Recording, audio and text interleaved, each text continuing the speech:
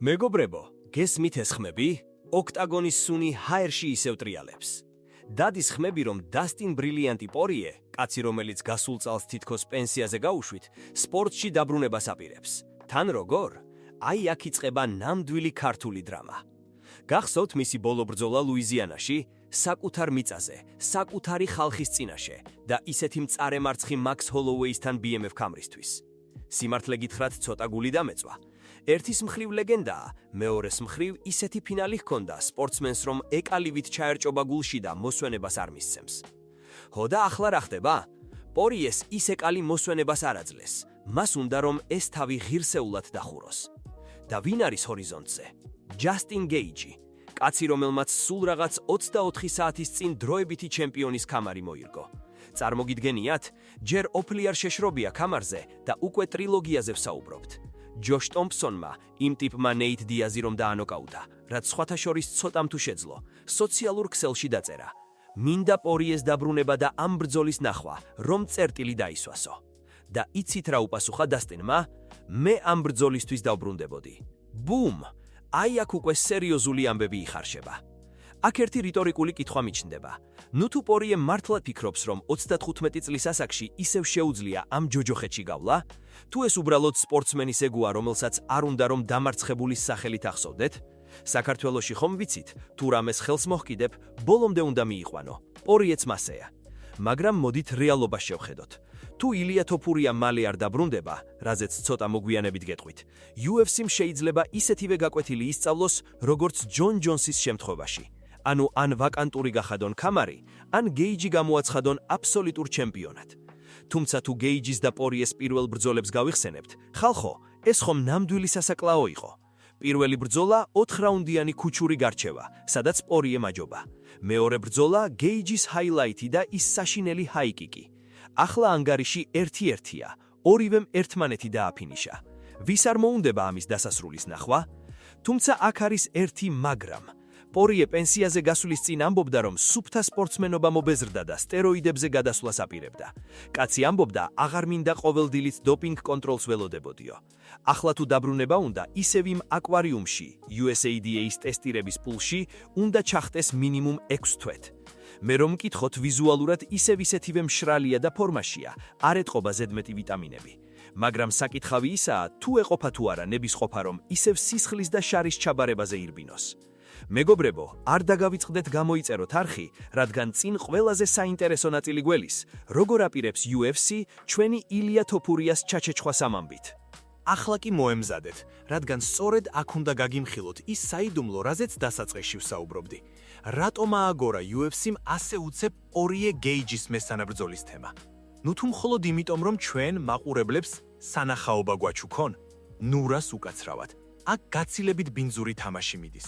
დაფიქრდით, თუ UFC-ს უნდა რომ გვერდი აუაროს არმან სარუკიანეს და კიდევ ერთხელ დააიგნოროს მისი პრეტენზიები ტიტულზე, პორიეს დაბრუნება იდეალური გამოსავალია.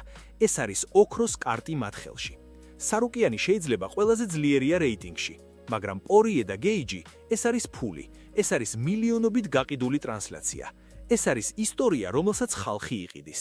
გესმით საით მიხავთ საქმე? მათ უნდათ ლეგენდის დაბრუნება, ისევე როგორც ამანდა ნუნესის შემთხვევაში გეგმავდნენ. მაგრამ აქ არის ერთი ძალიან დიდი, ქართული ლოდი მათ გზაზე, ილია თოფურია. ჩვენი ჩემპიონი ამბობს, რომ აპრილში ან ივნისში დაბრუნდება. თუმცა მოდით გულახდილად ვილაპარაკოთ. ბოლო დროს ილიას გარშემო ბევრი პირადი ხმაურია, კონფლიქტები, სასიყვარულო ისტორიები, სოციალური ქსელები. საქართველოში ხომ ვიცით, ხანდახან ზედმეტი ყურადღება კონცენტრაციას გვიფანდავს. იმედია ილია თავის თავში იპოვის ძალას, რომ ეს ყველაფერი გვერდზე გადადოს და ოქტაგონზე ის მატადორი დაბრუნდეს, რომელიც ყველას ანადგურებდა.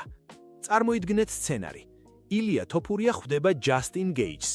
გეიჯი ამბობს, რომ ილიას დაანაკაუტებს და ინვიქტუს, წაუგებელ სერიას წაართმევს. თუ გეიჯი ამას შეძლებს, მაშინ პორიესთან ტრილოგია უკვე არაუბრალოდ ბრძოლა, არამედ მსოფლიო ჩემპიონის კამრისთვის ომი იქნება. ეს UFC-სთვის ჯეკპოტია. თუმცა მოდით რეალურად შევხედოთ გეიჯის სტილს. კი, ის ჰაილაითია, მაგრამ დაგინახავთ მისი დაცვა? ყველა მისი მეტოქე ახერხებს მისთვის დარტყმის მიღენებას. პორიემ ის პირველ ბრძოლაში 4 რაუნდის ცემა. გეიჯი ტოვებს სივრცეებს, რასაც თოფურიასნაილი ქირურგიული სიზუსტის მქონე მებრძოლი არ აპატიებს. აქ ერთი რიტორიკული კითხვა მაქვს თქვენთან. თქვენი აზრით UFC-ს მართლა სჭირდება სამართლიანი რეიტინგი? თუ მათ უბრალოდ უნდათ რომ ჩვენი ილია რომელიმე ამერიკელ ვეტერანზე დაახარჯონ? ეს ხომ კლასიკური დასავლური მარკეტინგია, რომელიც ჩვენს მებრძოლ სულს ხანდახან ვერ უგებს. და მაინც პორიეს დაბრუნების იდეა ჰაერში კიდია. ის ამბობს, რომ 20 წელია მხოლოდ MMA-ს სუნთქავს და ახლა როცა გარეთაა, ვერ პოულობს საკუთარ თავს. კი, შვილი შეეძინა, კი, ოჯახი ხავს, მაგრამ მეომრისთვის ოქტაგონის გარეშე ცხოვრება, ეს იგივეა ქართველ კაცს სუფრა და სიმღერა აუკრძალო. მას შიგნიდან რაღაც ღრმნის. ის ბოლო წამები მაქს ჰოლოვეისთან, როცა მაქსმა იატაკზე მიუთითა და დაიბარა, პორიეს მეხსიერებაში კოშმარად რარჩა. მას არ უნდა რომ მისი კარიერის ბოლო კადრი იყოს ის, თუ როგორ ეძებს ტეიქდაუნს სასოწარკვეთელად, როცა ხელები უმძიმდება. ხალხო, თუ ეს ბრძოლა ჩაინიშნება, არა აქვს მნიშვნელობა როდის იქნება. ეს წლის ბრძოლა გახდება. მე ახლავე შემიძლია ხელი მოვაწერო ამაზე. მომწერეთ კომენტარებში გჯერათ თუ არა ილია თოფურიას ამაურძაურში და თუ გინდათ გაიგოთ რა იქნება ამ ისტორიის ფინალური აკორდი და როგორ დასრულდება პორიეს ეს მწარე ზღაპარი, გადავიდეთ ბოლო, მესამე თარხზე. ახლა კი მივედით იმ წერტილამდე, სადაც ნიღბები იხსნება. რატომ არის დასტინი პორიე ასე სასწაულებრივად აფორიაკებული? მეგობრებო, დაფიქრდით. კაცი 20 წელი ყოველდილით იღვიძებდა ერთი ფიქრით. ვიღაცისთვის სახე უნდა ეცემა, ან თავად უნდა მოხვედროდა. ახლა დილა მშვიდია. საფენები, ბავშვის ტილილი და ოჯახური იდილია. ბევრისთვის ეს ოცნებაა, მაგრამ პორიესთვის ეს ნელი სიკვდილია. საქართველოში გვაქვს ასეთი გამოთქმა. ომი გამოცდილ კაცს უხარიაო. ჰოდა დასტინიც ეგრეა. ის ვერ პოულობს იმ ადრენალინს, რასაც ოქტაგონის ჩაკეტილი კარი აძლევდა. ის ამბობს, რომ პასიას ვერ პოულობს სხვა საქმეში. წარმოგიდგენიათ, ადამიანი, რომელმაც MMA-ს ისტორია დაწერა, თავს დაკარგულად გძნობს. ეს არის იმ წარეთკბილი ფინალის ბრალი, რომელიც ლუიზიანაში ვნახეთ. გაიხსენეთ ის ბოლო წამები მაქს ჰოლოვეისთან. მაქსმა ნამდვილი BMF-ივით იატაკზე დახედა, პორიეს ანიშნა, მოდი აქ დავიხოცოთო. და პორიემ რაქნა, იმის ნაცვლად რომ ბოლომდე ეომა, ტეიქდაუნზე წავიდა. ეს არ იყო პორიეს სტილი. ეს იყო დაღლილი, გათეხილი კაცის გადაწყვეტილება. და ზუსტად ეს კადრი არასვენებს მას ძილში. მას უნდა რომ წავიდეს როგორც გამარჯვებული, როგორც ნამდვილი ბრილიანტი და არა როგორც სპორტსმენი, რომელმაც ბოლო წამზე უკან დაიხია.